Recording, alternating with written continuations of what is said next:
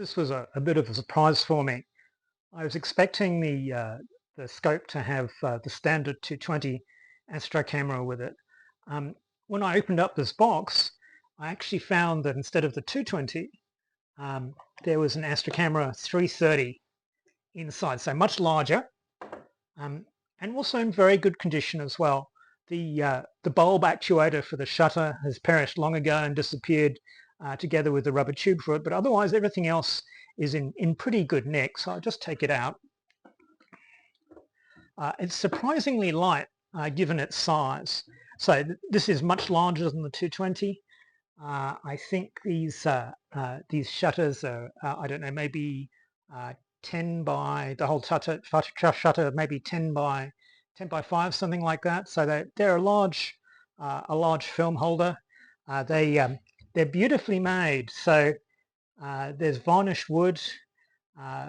This looks like ivory, but it might just be a white plastic. And the action of opening and closing the slides is beautifully smooth as well. So very nicely well made and beautiful condition. Just put that back. And we'll have a look at the camera itself. I've got to be upfront about this. I could never imagine using one of these things because of the complexity of the mechanism. So on the left here, we have exposure timing. So there's this ratchet mechanism and a dial underneath to give you an idea. Inside, this is actually a curtain shutter. So I'll operate it in a moment so you can see how it looks. There's a sprung-loaded winder here, and the shutter is activated by this lever system. As you lift it up, this catch here allows the winder to spin, and the timing is controlled by this capstan over here. So originally there would be a bladder which you would squeeze.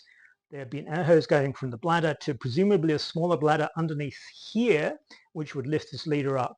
And when the lever lifts, you can see how the shutter goes across. So as I said, I can't ever imagine using this, but it's beautifully constructed. It's really nice. It's in very good condition, and it's just terrific to have it available with the scope. So the 6-inch Unitrons and Polarexes would have had the same camera, I think. So it's specified as the 6 inches having the 330 rather than the 220. So I guess it just an oversight by the vendor when said it was the 220 model. I'm very happy with it. The 220 is an okay camera as well. Not quite as pretty as this one. One of the little details that I like is that for the focusing screen on the back, there's actually a nice nickel-plated latch to open it up. Let's see if I can just get that open. And a large focusing screen, frosted glass focusing screen to use as well.